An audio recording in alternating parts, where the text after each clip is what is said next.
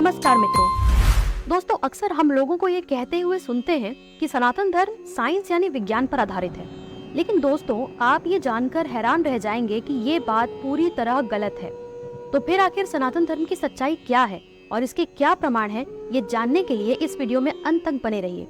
इससे पहले चैनल को सब्सक्राइब करें और बेल आइकन दबाकर ऑल नोटिफिकेशंस प्रेस कर दें। तो चलिए शुरू करते हैं अपनी खोज। मित्रों, अगर कोई यह प्रश्न करता है कि क्या सनातन धर्म विज्ञान पर आधारित है, तो मेरे विचार से यह प्रश्न ही गलत है। ऐसा इसलिए क्योंकि सनातन धर्म विज्ञान पर आधारित नहीं, बल्कि विज्ञान की उत्पत्ति सनातन धर्म से हुई है। जी हाँ, सही सुना आपने। हमारा अब तक का विज्ञान तो सनातन धर्म के आसपास भी नहीं है। देखिए, विज्ञान उन चीजों को सत्यापित करने या खोजने का प्रयास करता है जो पहले से ही सनातन धर्म ग्रंथों में लिखी हुई है। तो इस कारण से सनातन धर्म विज्ञान से कहीं आगे है। विज्ञान द्वारा दी गई कोई भी थ्योरी अथवा सिद्धांत हमारे धर्म ग्रंथों में 5000 ईसा पूर्व से 1,00,000 ईसा पूर्व में ही लिख दिया गया था। जैसे जैसे समय बीतेगा, आज का विज्ञान और भी कई बातों को प्रमाणित करेगा जो सनातन धर्म ग्रंथों में पहले से ही लिखी हुई है। तो इसलिए हम ये कह सकते हैं कि सनातन धर्म विज्ञान पर आधारित नहीं है, बल्कि विज्ञान वो नवजात शिशु है जो सनातन धर्म ग्रंथों के गर्भ से निकला है। मित्रों, किसी भी बात को मानने से पहले हमें उसके प्रूफ देख लेने चाहिए। तो चलिए देखते हैं कुछ ऐसे ही चौंकाने वाले प्रमाण जो बताते हैं कि विज्ञान द्वारा खोजा गया सब कुछ सनातन धर्म ग्रंथों में पहले से ही लिखा जा चुका है। पहला प्रमाण है सनातन धर्म में महाकाल की परिकल्पना यानी स्पेस टाइम का कॉन्सेप्ट। इस विषय को वैज्ञानिक एल्बर्ट आइंस्टीन ने अपनी जनरल थ्योरी ऑफ रिलेटिविटी में समझाया है और कहा है कि समय ब्रह्मांड का चौथा आयाम है, यानी time is the fourth dimension of the universe.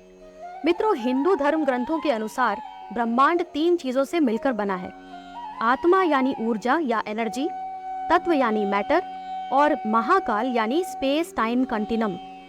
आधुनिक विज्ञान की एक ब्रांच कॉस्मोलॉजी के अनुसार स्पेस और टाइम एक साथ चलते हैं, यानी ये आपस में गुथे हुए हैं।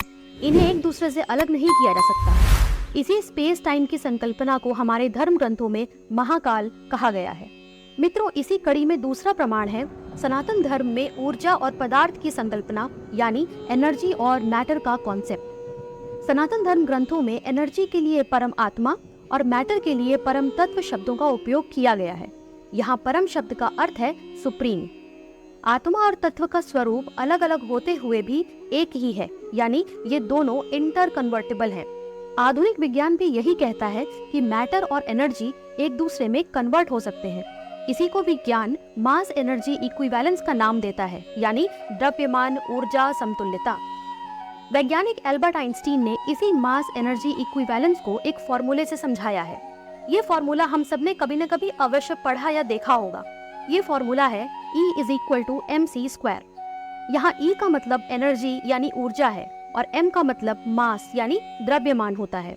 यहाँ पर c का अर्थ है प्रकाश का वेग यानी लाइट की वेलोसिटी। मास एनर्जी इक्विवेलेंस के 2 उदाहरण हमें प्रकृति में देखने को मिलते हैं। पहला है पेयर एनिहिलेशन यानी युग्म विनाश, और दूसरा है पेयर प्रोडक्शन यानी युग्म उत्पादन। पेयर एनिहिलेशन में 2 अपोजिट पार्टिकल्स जिनका मास बराबर हो जब आपस में टकराते हैं तो 2 गामा रे फोटॉन्स के रूप में एनर्जी प्रकट होती है। ये तब देखने को मिलता है जब इलेक्ट्रॉन और पॉजिट्रॉन आपस में टकराते हैं। यहाँ हम देख सकते हैं कि मास एनर्जी में कन्वर्ट होता है। वहीं पेयर प्रोडक्शन में 2 गामा रे फोटॉन्स जब आपस में टकराते हैं तो 2 पार्टिकल्स पैदा होते हैं जिनका मास सेम होता है पर चार्ज विपरीत होता है। इस दौरान एनर्जी मास में कन्वर्ट होती है। मित्रों, अब आते हैं तीसरे प्रमाण पर। इसके बारे में जानकर आप चौंक जाएंगे। इसमें हम बात करेंगे कि तत्व यानी मैटर के बारे में वेदों का क्या कहना है। वेदों के अनुसार मैटर के 3 स्वरूप हैं। इनकी तुलना त्रिमूर्ति से की गई है, यानी ब्रह्मा, विष्णु और महेश। ब्रह्मदेव त्रिमूर्ति का पॉजिटिव स्वरूप है क्योंकि उन्होंने ब्रह्मांड का निर्माण किया है। भगवान विष्णु न्यूट्रल स्वरूप कहे जा सकते हैं क्योंकि वो केवल उस ब्रह्मांड का संचालन कर रहे हैं। भगवान शिव नेगेटिव स्वरूप दर्शाते हैं क्योंकि वो ब्रह्मा द्वारा बनाए गए ब्रह्मांड का सर्वनाश करते हैं। अब अगर यही बात हम मैटर के सबसे छोटे रूप एटम यानी परमाणु के संदर्भ में कहें तो पाएंगे कि इलेक्ट्रॉन, प्रोटॉन और न्यूट्रॉन मिलकर ब्रह्मांड यानी मैटर और एनर्जी की रचना करते हैं।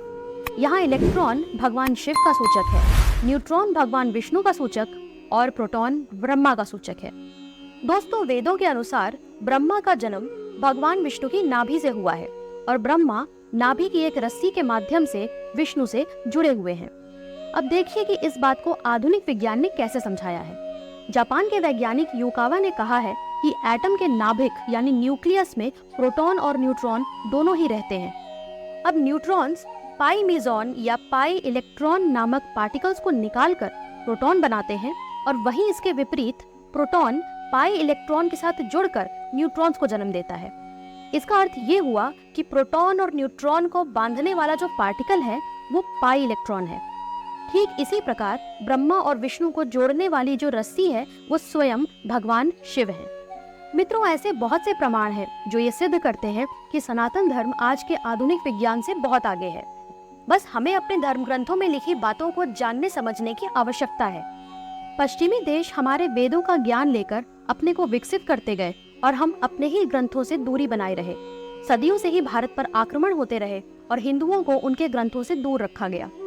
कारण बहुत रहे, पर अब समय आ गया है कि हम अपने ग्रंथों पर गर्व करें और उन्हें पढ़कर उनका अनुसरण करें।